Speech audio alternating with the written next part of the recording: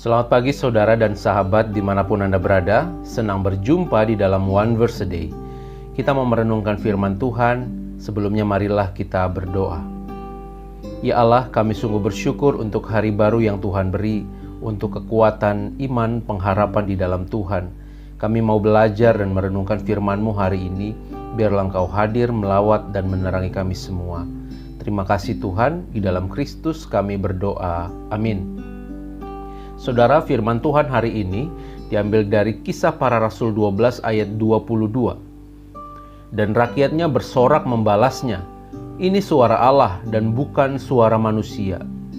Saudara, ayat bacaan kita hari ini merupakan kisah yang menceritakan tentang kematian Herodes yang mati karena tidak menghormati Allah. Pada suatu hari, Herodes berkesempatan untuk naik ke tahta kerajaan dan berpidato kepada seluruh rakyatnya. Pada saat itu rakyatnya bersorak, ini suara Allah dan bukan suara manusia. Dan seketika itu juga malaikat Tuhan menampar Herodes karena ia tidak menghormati Allah.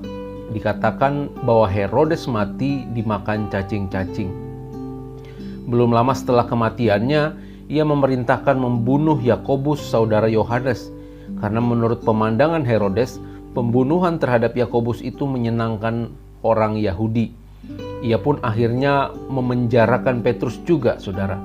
Tetapi pada malam sebelum ia diserahkan kepada orang banyak, malaikat Tuhan secara ajaib melepaskan rantai yang membelenggu Petrus dan membawanya keluar dari penjara. Saudara, Herodes tidak tulus dan membangun popularitas serta kekuasaannya di atas kejahatan dan penderitaan orang lain. Allah marah kepadanya. Ia mati justru di tengah-tengah kejayaannya. Ia binasa karena perbuatannya.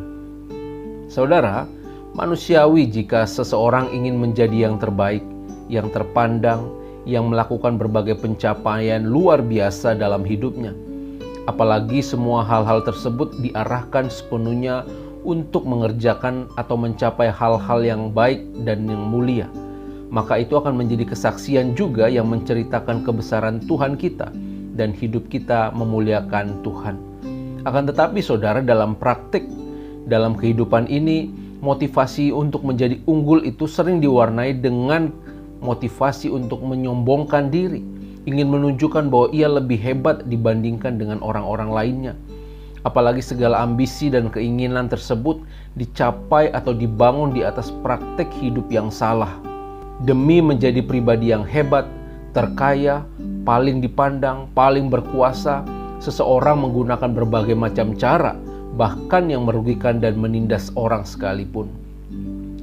Kita diingatkan hari ini, saudara, bahwa sesungguhnya Allah tidak berkenan dan membenci orang-orang yang mencari muka dan tidak tulus dalam hidupnya. Herodes sendiri berupaya dengan gigih untuk terus-menerus menjadi populer dan termasyur di mata rakyatnya. Berbagai cara ditempuhnya, mulai dengan upaya pemberlakuan hukuman mati bagi Petrus sampai memonopoli bidang ekonomi dan pangan dari wilayah tetangga yang tidak dapat secara langsung ia kendalikan. Berbagai kebijakan diberlakukan agar para petinggi dari wilayah tetangga seperti Tirus dan Sidon itu datang menghadap Herodes dan memohon belas kasihan. Saudara, pada saat Herodes menerima kedatangan para petinggi tersebut, lalu ia memperlihatkan kehebatan dan keagungannya di hadapan rakyat dengan mengenakan pakaian kerajaan. Ia ingin rakyatnya menjadikan dirinya sebagai Allah. Hal itu tampak dari pidatonya. Saat ia mengatakan bahwa ucapannya adalah sabda Allah, banyak orang yang tidak sadar dan mulai mengeluh-elukan Herodes, dan ia membiarkan dirinya dipertuhan oleh rakyatnya. Di sini jelas Herodes begitu congkak, sombong, dan berusaha untuk menandingi Allah. Namun justru di tengah kesombongannya yang terjadi adalah Herodes mati ditampar oleh malaikat Allah dan dimakan cacing-cacing. Saudara, mari kita selidiki hati dan pikiran kita. Sudahkah kita berupaya menjadi yang terbaik, yakni dengan memelihara dan membangun hal-hal baik yang berkenan di hadapan Tuhan? Jangan sampai Allah tidak berkenan dan Allah membenci kehidupan kita.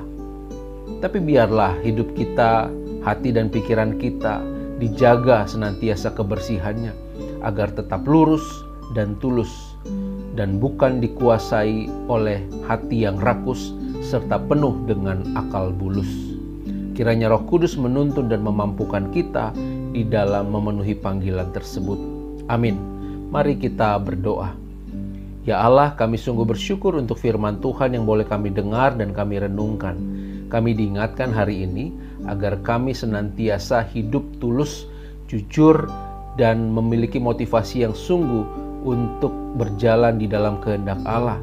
Kami bukan menyombongkan diri, apalagi menjadi yang terbaik di atas penderitaan, di atas kerugian orang-orang lain.